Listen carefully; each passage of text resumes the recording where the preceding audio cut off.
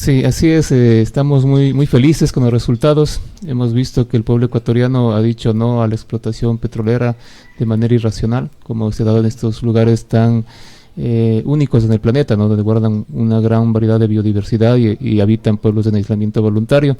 Vamos a estar pendientes justamente de que se cumpla este mandato popular. No es un mandato por consulta, es el mecanismo más alto de democracia que existe en la Constitución, la consulta popular, y esperamos que se cumpla, ¿no? Que se cumpla a cabalidad y que dejen el petróleo en el subsuelo en el bloque 43, ¿no? Bueno, no tuvimos la oportunidad de conversar contigo anteriormente, pero ¿cuáles son los motivos fundamentales por los cuales ustedes prefieren que el petróleo se quede bajo tierra y no se continúe con la explotación que estaba ejecutando? Bueno, hay varios motivos, ¿no? Uno de ellos es el tema ecológico. Es un lugar mega biodiverso del planeta. El Yasuní, en una hectárea se puede encontrar varias especies, no más que Estados Unidos, Canadá y toda Europa. Eso no sucede en otras partes del mundo. Existen pueblos en aislamiento voluntario, compañeros tagaer y taromenanes que habitan ahí, y también por el tema económico es porque no genera recursos, no genera una ganancia real de lo que se pretende hacer creer a la ciudadanía. Patricio, aquí, bueno, no sé, ustedes como están al tanto deben tener datos exactos, a lo mejor realizaron la investigación que corresponde, pero el gobierno, por ejemplo, ha hablado de que habría $1.200.000, a ver, $1.000 millones de dólares al año que se perdería en caso de que ya no se explote el petróleo en el bloque 43. ¿Cuáles son los datos exactos de que ustedes conocen de cuánto genera de ganancia? O sea, el ITT deja alrededor del 0.5% del PIB, o sea, es decir, unos 500 millones de dólares al año. Uh-huh. No llega ni a los 1.000. No, el PIB más o menos está en 100.000 millones acá y eso genera el ITT, ¿no? Es decir, el costo de producción es muy alto, ¿no? Se calcula más o menos que cuesta unos $35 del barril producido en el ITT sin la externalización de costos, es decir, sin la remediación ambiental y social, ¿no? Si hacemos cuenta, eso estamos en contra. El crudo del ITT cuesta alrededor de unos $45 en el mercado. No es igual que el otro crudo liviano, porque es un crudo de mala calidad. Entonces veíamos que además de ser un mal negocio, dejaba un impacto muy alto, ¿no? al ambiente. En partes, vamos, ¿se determina de que exactamente las cifras que dice el gobierno no son las reales? No son las reales, bajo ningún concepto, ¿no? Estas cifras son hechas alrededor de como si fuera un crudo, igual que los campos de la joya de la corona, ¿no? Los campos de la joya de la corona, por ejemplo el campo Auca, el Sacha 1, Sacha 2, esos sí generan recursos al Ecuador porque son un crudo liviano, tiene un costo más alto, ¿no? Y el costo de producción es más bajo. Acá en el ITT, por la distancia, por las condiciones ambientales, por la falta de infraestructura en la viabilidad y muchos otros factores, hace que el costo sea muy alto y que no genere un petróleo de buena calidad. Ya, el otro, por ejemplo, usted hablaba acerca de los daños, el impacto social incluso que habría negativo en cuanto a las personas que viven por esos lugares. Así es. ¿Ustedes han determinado ya que exactamente habrá de hecho, ha habido perjuicios? De hecho, sí, la explotación petrolera ha sido responsable de todas las masacres que ha existido en el sector, ¿no? Las matanzas entre compañeros en aislamiento voluntario y los pueblos guaraníes, ¿no? O también campesinos, mestizos, madereros que entran al lugar a trabajar o a vivir, que han tenido esos encontrones con estas poblaciones que son desplazadas de sus territorios por la extracción petrolera, ¿no? Han sido perturbados por el ruido, perturbados por la contaminación de los ríos, ¿no? Es imposible evitar un derrame petrolero en ninguna parte del mundo. Es predecible, sucede, puede pasar, y eso habría que tomar en cuenta, ¿no? O sea, es decir, la contaminación de los ríos para las poblaciones que habitan ahí es alarmante, ¿no? Es una cosa que está presente.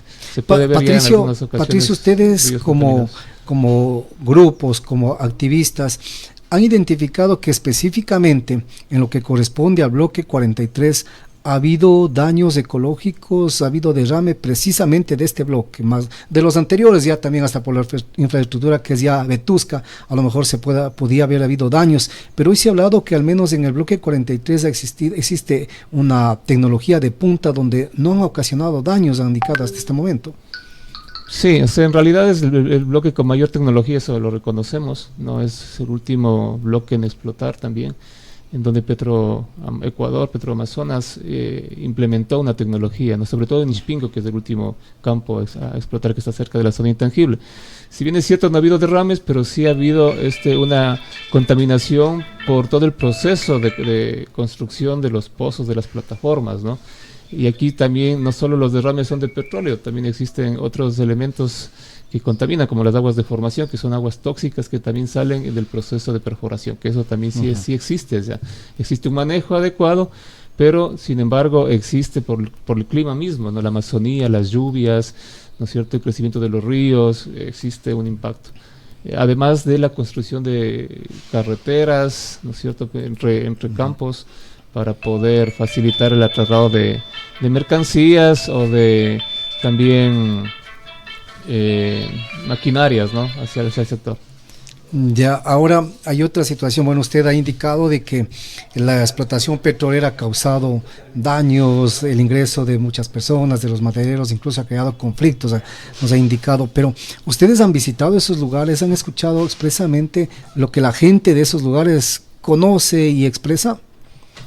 Sí, justamente somos parte de la Confeñae. Las poblaciones de ahí son base de la Confeñae y de hecho tenemos cercanía de manera directa, ¿no? O sea, somos digamos, son base de la Confeñae. Nosotros trabajamos soy parte de la Confeñae y de hecho tenemos relación con las poblaciones de allá. Bueno, tenemos una intervención, Pepe. Sí, es el señor Salvador. Vean, el nombre está en el... Se trata desde la parroquia Shell, precisamente nos están llamando. ¿Se trata de quién, Salvador? El señor Arturo Sarabia. Don Arturo Sarabia, a quien le estamos dando la bienvenida. Don Arturo, buenos días. ¿Cuál es su opinión? ¿Qué nos quiere decir en esta mañana? Lo escuchamos. Bueno, muchas gracias. Buenos días a ustedes en Luna Radio. Es preocupante lo que acaba de suceder con la ganancia del sí. O sea, el señor que está interviniendo, ¿cuánto irá a pagar de un cilindro de gas? ¿Cuánto irá a pagar un pasaje? ¿Cuánto irá a pagar una libra de arroz? No sé. Esa es mi pregunta al señor que está interviniendo. Las consecuencias para el país son graves. Y esto sí la gente tiene que meditar. O sea, lo que han votado por el sí, lamentablemente las consecuencias sí son gravísimas para el país. Y esto, están contentos los que han votado por el sí, pero tarde o temprano sabremos pagar las consecuencias. Gracias.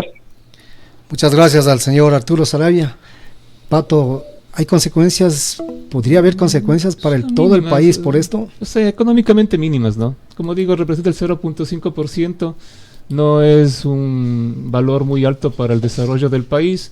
Se puede resolver este déficit, digamos, con otras alternativas que ya se las he expuesto, no ahora, sino de hace mucho tiempo atrás, porque esta no es una propuesta de ahora, sino de hace más de 10 años en el pleno del Yasuní. Se habla de varias alternativas, ¿no? Incluso de ajustar el tema de los mismos contratos petroleros con las otras empresas. Además que el Yasuní tiene todavía 8 bloques petroleros, ¿no? O sea, no es que se acaba la producción en el Yasuní. Solo es del bloque 43. Y como digo, es el bloque que tiene mayor presencia de pueblos en aislamiento, digamos, de biodiversidad. Lo que quiero decir es que ese pedazo del Yasuní genera mayor recursos a través del turismo y a través de la conservación, de la venta de bonos de carbono, entre otras alternativas que existen, ¿no?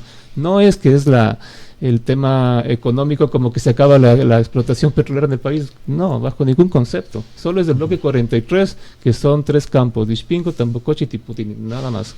Estaba muy clara la pregunta. Yo le preguntaba hace unos instantes si ustedes habrían dialogado con los habitantes de esos lugares, porque incluso una dirigente, nosotros la entrevistamos y ella manifestaba de que nunca fueron ellos no tenían ni conocimiento de que estaba realizando la consulta popular y temían por las consecuencias que puede ocurrir para las propias comunidades.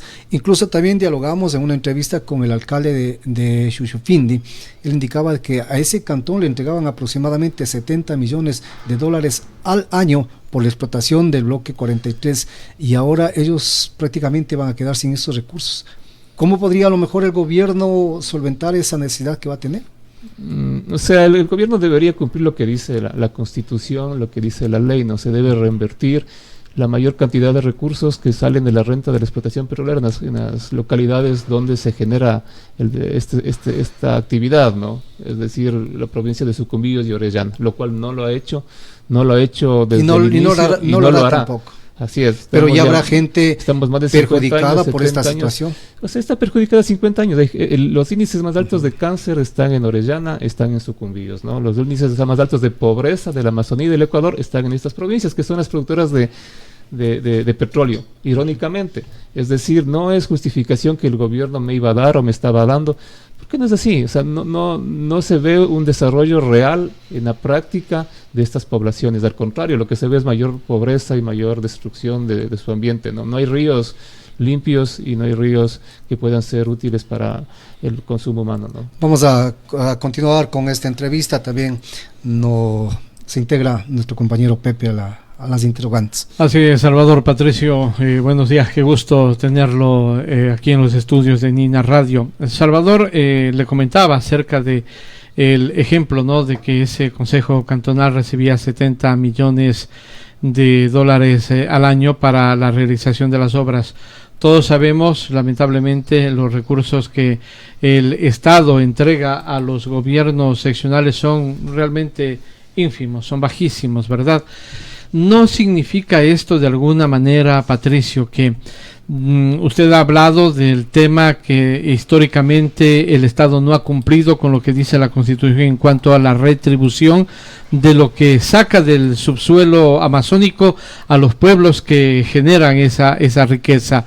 Usted lo ha dicho claramente, no ha cumplido el Estado, pero ¿qué va a pasar de ahora en adelante? ¿El Estado va a seguir sin cumplir con esta regla establecida en la Constitución de la República y las petroleras van a dejar de entregar dinero a los GATS, en este caso de Sucumbíos, de Orellana, y eso quiere decir que la pobreza se va a ahondar muchísimo más en estos sectores, Patricio? No, al contrario, ¿no? Al contrario, el hecho de que en este caso el campo, el bloque 43, porque es el bloque 43, no es toda la explotación petrolera, pues están diciendo aquí todas las industrias petroleras, no, es Petroecuador en el bloque 43, es lo que se haga en la consulta ambiental. Y está en la provincia de Orellana, y tengo entendido que Chuchufindi está en la provincia de Sucumbíos. No sé cómo una explotación de una provincia entregan a otro lado, ¿no? A este gobierno autónomo. Lo que sucede es que se va a generar, digamos, otra forma de economía alrededor del Yasuní, alrededor de la conservación, que ya había esta propuesta hace muchos años, ¿no? El mismo gobierno de Correa lo proponía, es decir, la venta de servicios ambientales para que el crudo se quede bajo tierra, ¿no? Eso genera mayores ingresos que el propio explotación del ITT, ¿no? En realidad, como digo, la explotación del ITT deja un 0,5% del PIB. Y si podemos lograr vender servicios ambientales a cambio de la conservación de estos sectores, va a generar mucho más recursos, ¿no? Para la ciudadanía, para la población de estas provincias, Sucumbíos y Orellana, que vean otra forma de desarrollo, ¿no? Que no se ha visto acá, no se ha visto aún, y más bien están acostumbrados, digamos, al tema de las prebendas a través de las empresas petroleras. Que por cierto ganó ahí el no, en Orellana y Sucumbíos, pero ganaron porque la campaña de las empresas petroleras fue muy fuerte, tanto mediáticamente como económicamente, ¿no? O sea, es decir, cuestionando, presionando, limitando recursos, ¿no? Entonces, hemos visto que por eso es que la gente se llegó a asustar. Hay una mala información. Usted piensa que el turismo es una de las soluciones a todo esto, ¿verdad? Turismo. Ahora, recordemos lo que pasó en el mismo tiempo de Correa, Patricio, cuando se intentó hacer una colecta internacional para evitar precisamente la explotación petrolera. Simplemente los gobiernos y los países no respondieron a aquello. Es decir, ¿hasta dónde podemos nosotros, si vale el término, garantizar de que el turismo va a ser la salvación de estas zonas?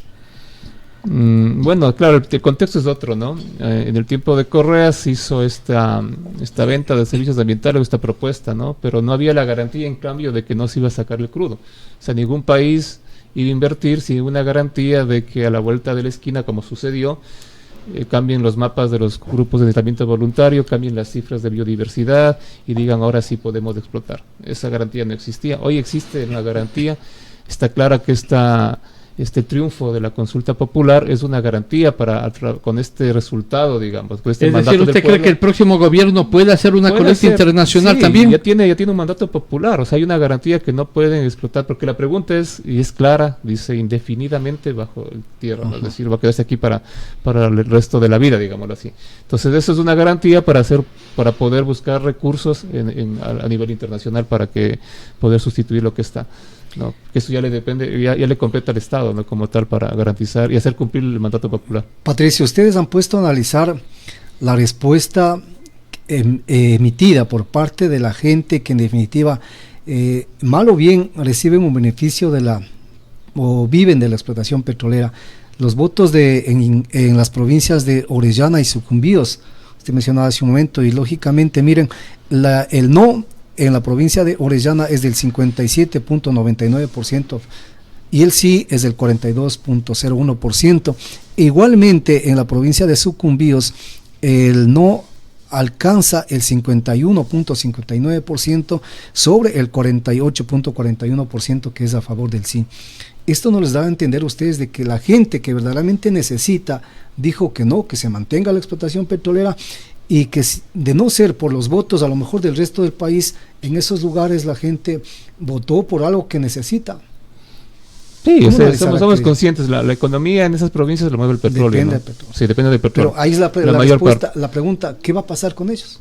No creo que todo el Ecuador tampoco, como votaron a favor del sí, van hoy a ser tan bondadosos para darles algo para que esa gente viva. Reitero, porque aquí hay una mala información y qué pena que lo estén comunicando así, ¿no?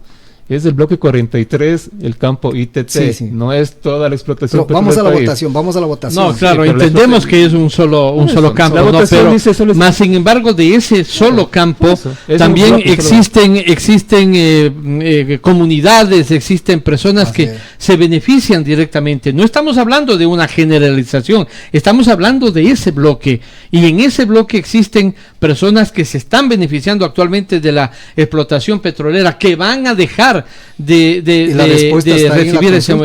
Claro, obviamente. El bloque ITT genera trabajo, pero genera trabajo con personas fuera de la empresa, de la provincia, ¿no? Porque es política de Petroecuador que vayan gente de afuera, entran por helicóptero, entran al bloque, al campo, trabajan y salen por helicóptero y no pasan por ningún momento por Nuevo Rocafuerte, por Tiputí, ni por ningún lado. Van directo al aeropuerto, se suben y vuelven a Quito o a donde sea, ¿no? La actividad petrolera sí deja recursos, pero este bloque en particular, el ITT, tiene un proceso muy corto en la historia petrolera del Ecuador que no ha generado muchos recursos para el sector. Bueno, eso es un lugar muy aislado. Estamos de acuerdo en una zona intangible del ya sabemos todo lo que quisiéramos analizar, la votación de la gente. Sí, la votación de la gente se refiere a ¿Ustedes cómo lo toman? Yo digo con mucha felicidad, con mucha alegría, ¿no? Que la votación de los habitantes de los que no, claro, ahora yo le hago una reflexión, Patricio. Lo que dice la gente, los que dicen que no. Exactamente. Los que dicen que no, claro, tienen su derecho, ¿no es cierto? Están por la preocupación de que se pueden quedar sin sus recursos económicos, sin su forma de vida, pero reiterar, es una mala información. No es toda la industria petrolera, es solo el bloque. Eso reiteramos, entendemos, Patricio. El día de ayer yo conversaba con una persona que tiene un negocio en la zona y decía, ¿qué va a pasar con nosotros? Las personas que tenemos un restaurante y que vivimos de eso y que eso nos genera los recursos para mantener a la familia. ¿Qué va a pasar con las personas que tienen, la señora que tiene su tienda? ¿Qué va a pasar con los vehículos que alquilan normalmente a las compañías para realizar? Se quedan sin trabajo, endeudados en los vehículos muchas veces. O sea, realmente el golpe va a ser fuerte, Patricio. Reitero, el bloque 43 genera el 0.5 de la economía a nivel nacional y algo parecido debe ser, o menos, a nivel sí, pero ese 0.5% tiene personas que están beneficiando si van a quedarse sin recursos. ¿Quién les va a ayudar? Es ínfimo, o sea, no es real. Pero como digo, el bloque 43 está en una zona muy aislada y la tecnología de punta que ha implementado Petroecuador hace que las personas que trabajan en el hogar no tengan relación directa con la población de Orellana o de Sucumbíos, para que no haya este contacto, ¿no? Bueno, Patricio, ya vamos avanzando en el tiempo. Sí, y el tema es que la producción petrolera, reitero, en el Yasuní existen 8 bloques más y varios bloques en la Amazonía ecuatoriana, entonces no es ínfima, apenas del 0.5 de la potencia económica. Bueno, vamos avanzando en el tiempo, nos queda corto ya. Ahora hemos escuchado a los de Yasunidos principalmente, que ellos van a estar vigilantes para que se cumpla todo lo que está dispuesto por la Corte Constitucional. ¿Creen ustedes que eso se va a ejecutar? El próximo gobierno primeramente no tiene recursos económicos y han manifestado ya analistas políticos de que esto no se va a cumplir. A lo mejor vendrá alguna contrademanda o algo, pero va a ser muy difícil que lo cumpla, al menos en el tiempo, y también porque no hay recursos, se requiere $500,000 para poder sacar todo lo que existe ahí. Sí, vamos a estar en vigilia, no solo Yasunidos. Esta campaña prácticamente fue el triunfo de la CONAIE. La CONAIE no tuvo candidato a la presidencia ni asambleístas nacionales, pero sí tuvimos, nuestra campaña fue por el Yasuní, por el Chocó Andino, ¿no? Y ganamos. Vamos a estar conjuntamente con los Yasunidos, nosotros como de CONAIE, del Frente Nacional Antiminero, pendientes de que se cumpla, ¿no? De que se haga realidad el mandato del pueblo, como digo. Y claro, $500,000 para un presupuesto de $36,000 millones, que es el presupuesto anual, no es mucho para que pueda... Pero en este tiempo de crisis no hay para nada. Sí, se puede hacer, pero es un mandato popular. Tienen que hacer cumplir lo que se dé, ¿no? Tienen que buscar la forma, como digo, ya tienen una garantía, tienen una contraparte que es el triunfo de la consulta popular. Eso les va a permitir buscar recursos a nivel internacional para hacer cumplir lo que se ha logrado, ¿no? Yo creo que sí lo vamos a lograr, y bueno, y que empiece todo el proceso de desmonte de los bloques, de los pozos y todo lo que está ahí, es la infraestructura que está ahí. Bueno, vamos a ver qué pasaremos también. Ojalá más adelante también dialogaran contigo y con otros más, los que han impulsado esta campaña, ¿no?, a favor del sí, y bueno, ganó el sí y el petróleo se queda bajo tierra. Gracias, Patricio Mesa. Muchas gracias a ustedes y con gusto cualquier ocasión para esta prueba. Gracias. 7 de la mañana, 58 minutos. Rápidamente vamos a cumplir con el espacio publicitario. Regresamos.